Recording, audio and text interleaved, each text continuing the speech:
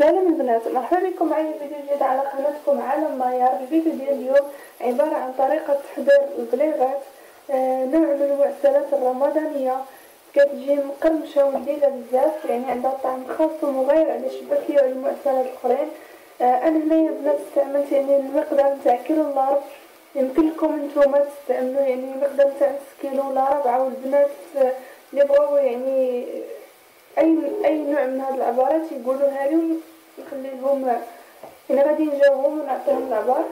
بالنسبه لي انا هنايا استعملت كيلو الا ربع نتاع الطحين الخاص بالحلويات مع كيلو الا ربع من الزنجلان او السمسم اللي يكون نقي ومغسول البنات.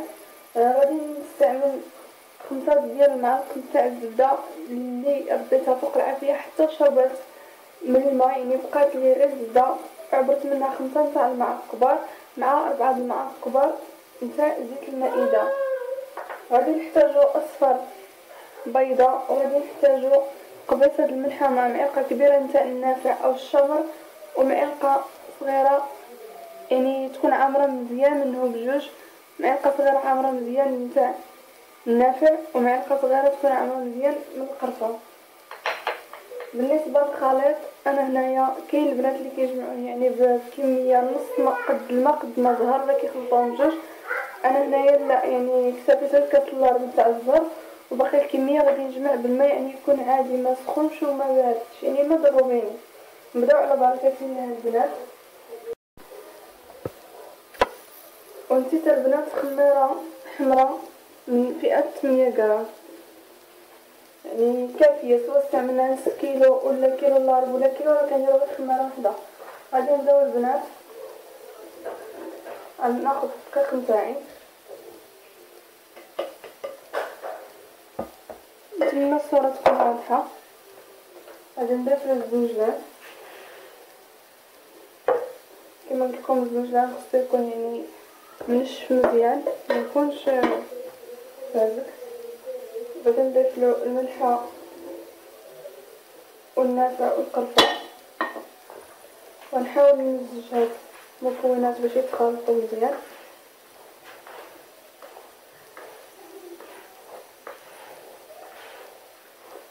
يعني البليغه كتبقى يعني نوع خاص، عندها واحد القيمه عندنا، واحد مكانه خاصه.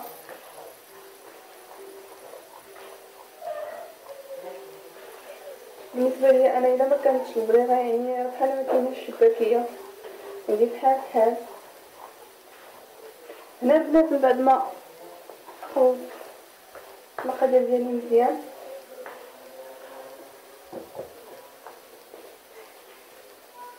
غادي نضيف الخميره ديالي،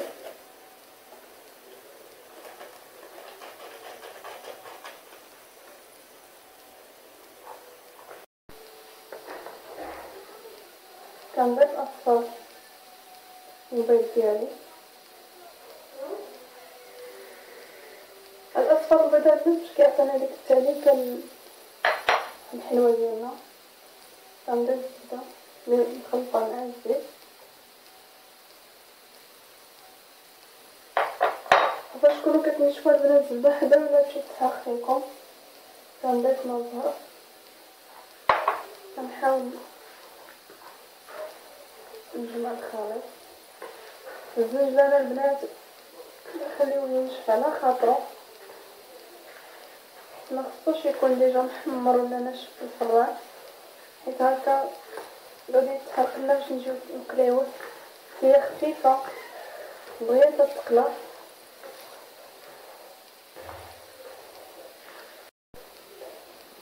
كنبداو البنات نضيفو الماء تدريجيا، هنا كنجمعو. هذه هي العجين ديالي البنات. من بعد ما جمعتها بالماء الكافي راها خصها تكون تجي قاصحه بحال العجين تاع الشباكيه، حيت يعني كتولي تخدم بالاله اللي كنصنعو منها الشباكيه نيت. غنخليها ترتاح واحد المده ديال نص ساعه باش ترتاح لي مزيان، باش تجيني ساهله في الخدمه، ما كتحتاج لا ندلكها لا حتى شي حاجه، يعني نخليوها ترتاح. انا نغطيها هنايا بواحد البلاستيكه ونزيد عليها واحد الزيت ونخليها ترتاح لمده تاع نص ساعه. هذه هي العجين ديالي البنات. بعد ما خليتها حتى ارتاحت مده نص ساعه وشكلتها على شكل اعصي، باش منين نبغي نبدا نسرحها تجيني العمليه سهله. هنا انا قسمت العجين ديالي على 11 جزء يكون متساوي، وغادي نبقى نجبر يعني جزء بجزء ونخدمو باش تبقى العجينه ديالي يعني رطبه وما تنشف. هنا البنات بالنسبه للبنات اللي غادي يطلقوا يعني ما عندهمش الاله، نصيحه ما تقطعوش العجينه، خليوها رطبه باش تجيكم سهله يعني تطلق باش تطلقوها. اما بالنسبه للبنات اللي غادي يستعملوا الماكينه يعني يتبعوا الطريقه الاولى اللي شرحت لكم. بالنسبه لطريقه التشكيل عند البنات هي حريه، اما تشكليها يعني بالجراره ولا بالطوابع. انا هنا ما عنديش لابر المناسب، داكشي علاش غير غادي نوريكم. انا كنستعمل جراره كتجيني براتيك، حتى العجينه ما كتشتلاش بزاف يعني كتجيني سهله في الاستعمال.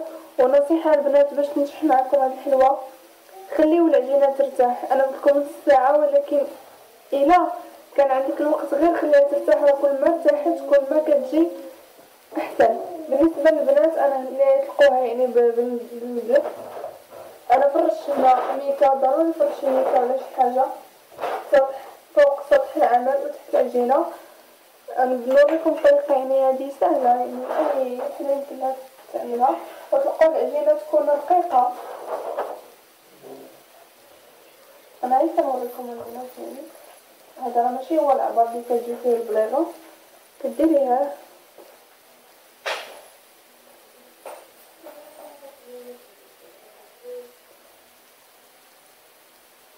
كتجي هكا البليغه ديالنا، كتاخدي قطعه ياك كتشكليها هكا. وحاولوا تلقاو البنات العجينه رقيقه كما قلت لكم هكا بالقطعه. كتاخدنا العجينه بزاف، كتضيع بزاف العجينه. ما تنديروش على هاد الوجه البنات، هاد الوجه تنخليوه برا، كنجيبو لداخل العجينه وكنبركو بالصبع ديالنا.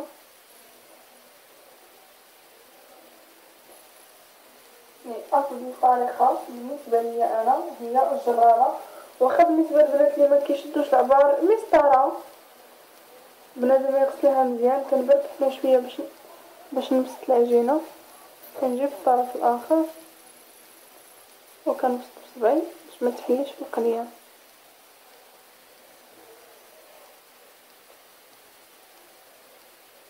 يعني العجينه كتكون عامره بالجوج، ضروري شي حاجه اللي تكون ماضيه باش تقطع، يعني واخا تقطعت هكا متقطعش 100%. كنبركو البنات مزيان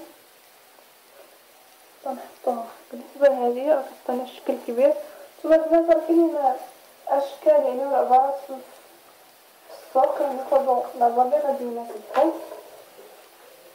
هذه عاوتاني راه كبيره، وكاين كاين البنات اللي عليهم يعني بلي غادي كبيره. كما قلت لكم كنبرك في هذه الجهه باش في الجهه الاخرى.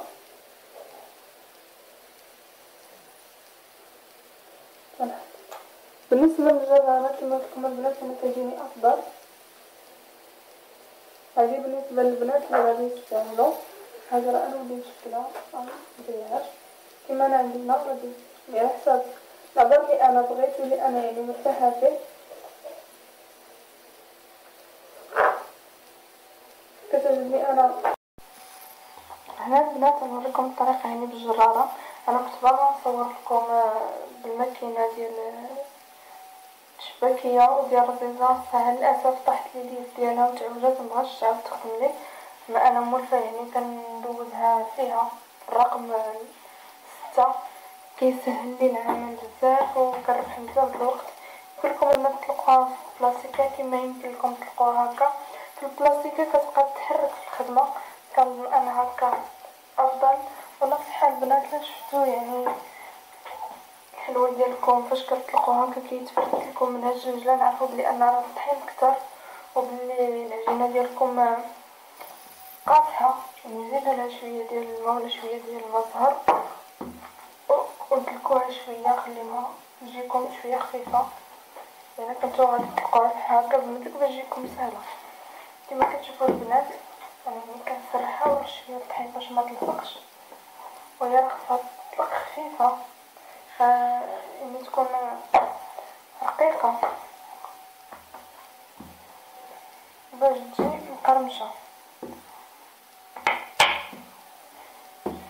الماكينه كتلقى يعني حجم واحد، سمك واحد، ماشي بحال المدلك تقدر تجي جهه رقيقه وجهه غليظه. والنصيحه الاخرى البنات، الجراره ضروري ما تكون يعني ناضيه جديده، باقا جديده، مستعمليناش بزاف المرات حتى مع الوقت كتحفى. كما كتشوفوا البنات انا طلقتها يعني بسمك رقيق. قبل ما نبدا نقطع نحاول نشوف واش فيها الطحين باش متلصقليش، على رشه خفيفه من الطحين. البنات اللي بغات دير النشا نجيب المرشق ديالي او الجراره، انا هادي عندي شويه اللي ديجا خدمت بها العام اللي فات. نحاول نقطع بشكل طولي افضل على حسب نتوما يعني السمك اللي بغيتو، حتى واش بغيتو يعني شي غليظه ولا باش تجي رقيقه، يعني كبيره ولا صغيره على حسب نتوما. انا كندير يعني بين وبين متوسطه، ماشي كبيره بزاف وماشي غليظه. البنات يعني الخطوطه ماشي بالضروره انهم يكونوا مستقيمين ويكونوا قد قد، انتي اللي كتحكمي بداكشي. من بعد نوريكم علاش. مثلا ناخذ القطعه نصوركم مثلا هذه عندي فيها جهه نقطعها هكا، هذا ما تنعاود نستعملو. هذه نقطعها صغيره علاش صراحه شويه غليظه. نحاول نقاد هاد اليد ديالي ومنين زدت هكا هاد الغليظه جبتهاش كما قلت لكم. ناخذ هاد الشريط هذا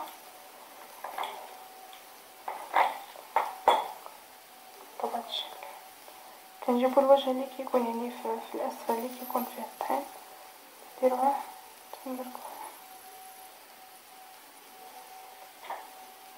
وكنستفوا الجو تنخليوه. يعني هذا هو الشكل ديالها، ماشي مقاد يعني ماشي مشكل. كنحاول غير باليد باصابع ديالي نقادو.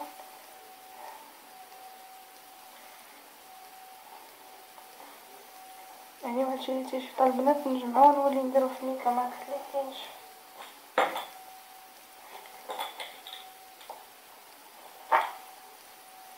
مثلا هاد القطعه البنات غليظه، يعني هاد الجهه غليظه، شنو غادي ندير؟ نقطع، نحاول نقطعها هي صغيره. فاش نجي نلويها، عفوا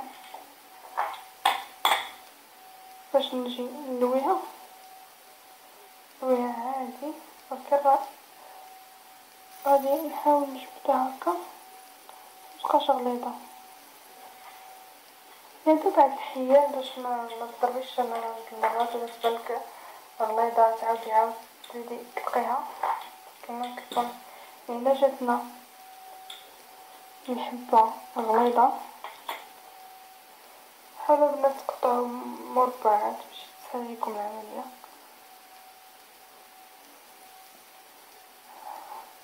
الوجه اللي تيكون هو اللي كنديروه لداخل كنوركم مزيان باش ما تحنش اثناء القلي. كنجبدو هكا ديال العجين. انا بنفس ما كتشوفوا تقريبا هذيك الكميه صايبت جوج بحال هادو وهذه الثالثه وباقا لي العجينه. غادي نكمل هاد العجين اللي بقات لي ونرجع معكم. بالنسبه لي انا نخليها ليله كامله تنشف، لا غد لي عاد غادي نقليها غير الجو يكون يعني بارد. ما غادي هنا البنات راني بديت كنقلي البليغات ديالي. نصيحه البنات الا كنتو يعني تتقليوهم خص العافيه تكون مجهده ما تكونش قليله، وهما ما تياخذوش بزاف الوقت في القليان. يعني تقريبا واحد 5 دقائق 3 دقائق يعني هكاك. راه الا كانت الزيت ما بارداش ولا كانت العافيه واخا تكون زيت سخونه تكون العافيه ناقصه كياخذوا وقت اطول، وفي خلال داك الوقت اللي تياخذوا تيجيو قاصحين. هي واخا كتجي مقرمشه ولكن ما تجيش قاصحه. كاين فرق بين مقرمشه وبين قاصحه. يعني كما قلت لكم الزيت خصها تكون سخونه والعافيه حتى هي تكون شويه مجهده، ماشي مهيله، ما هي ماشي بحال البريوات وبحال البشنيخه ولا الشباتيه اللي خصهم يطيبوا مزيان، لا هي مع فيها الجنجلان ودغيا كتقصاح. يعني خص العافيه تكون مجهده باش ما تاخدناش وقت كبير في القليان، باش تجي مقرمشه ما تجيش قاصحه. انا ملي سبقني وقليت كميه كبيره ما بقاليش بزاف كما كتشوفوا، وهي راه خصها يعني تذهب ما تبقاش بيضه باش وما تحرقش عاوتاني، يعني غير كتذهب كنطفيوها في العسل، والعسل خصها تكون بارده وفيها الجليكوز باش يشد لنا مزيان. ما خصهاش تبقى يعني خضراء نخطفوها، الا تخطفات يعني ما خليناهاش تحمرات راه الجنجلان ما يتقلاش مزيان، ما تيفرش مزيان، كيجي فيها ديك النسمه ديال الجنجلان خايبه. خصها تحمر، خصها تكتسب لون ذهبي ونحيدوها. وخص الزيت تكون غزيره باش تقلى لنا مزيان. نقلبوا الحبه ديالنا اللي شفناهم تحمروا من شي جهه نوليو نقلبوهم من الجهه الاخرى.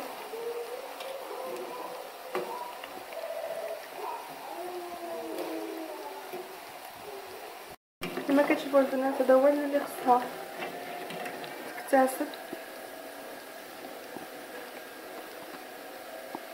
يعني تكون مذهبه كنطفيها مباشره في العسل.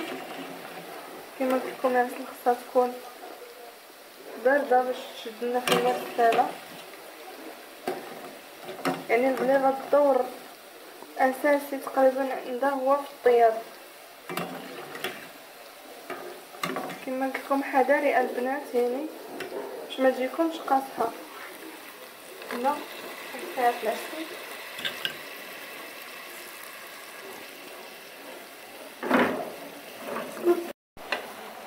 كما قلت لكم كنديرها في العسل وهي تكون باقا سخونه. البنات ملي كيجرى شويه العسل يعني قوه فعل الحراره ديال المعسله ديالنا نزيدو واحد الكميه بارده باش يرجع العسل عاوتاني ثقيل. غنخليوها في العسل حتى تشرب مزيان، ومنين نقربو نحيدو القليه الاخرى اللي عندنا على النار نحيدوها نخليوها تقطر مع البقيه اللي عندنا ديجا مخليه ومعسله. هذا هو اللون ديال البنات، خصها تجي هكا يعني محمره، يجي لون محمر والجنجلان يكون طايب ما يبقاش خضر، وفي نفس الوقت تجي مقرمشه ماشي قاصحه.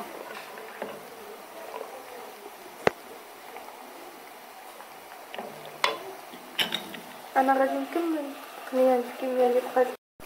هذه هي البيضه ديالي البنات من بعد ما عسلتها وخليتها ليله كامله هكا كتقطر مزيان. كما كتشوفوا راه كتجي معسله مزيان وشاربه العسل. حطيت لي هاد الكميه راها كميه كبيره تبارك الله. هنا البنات خديت كميه نتاع اللوز فسختها وقليتها وزينت بها البليغه ديالي، يعني على حساب كل وحده. يعني انا ما زينتهاش كامله كما تشوفوا، يعني زينت غير واحد الجزء وباقي نكمل. تقريبا البنات 20 درهم اللوز ولا 15 درهم زينوا بها البليغات. بالنسبه للبنات اللي بغاو ولا غير طبسيل هكا لا جاو عندكم الضياف عزلوه في طاسه بوحدو، راه ما كنتهزش اللوزه كامله، يعني اللوزه كتهز لنا يعني ماشي لوزه هنا ولوزه راه غير نص نص، يعني حتى هكا كيجيو بمنظر زوين. نتمنى البنات الوصفه اليوم تكون نالت الاعجاب ديالكم وتكونوا استفدتوا وخديتوا معلومات، وان شاء الله لا طبقتوا النصائح اللي عطيتكم راه غادي تنجح معكم من اول تجربه. ما تنساوش ديروا جيم وبارطاجوا لا فيديو وتابونوا في لاشين الا كنتم مازالين جدادات. وشركم مبروكه.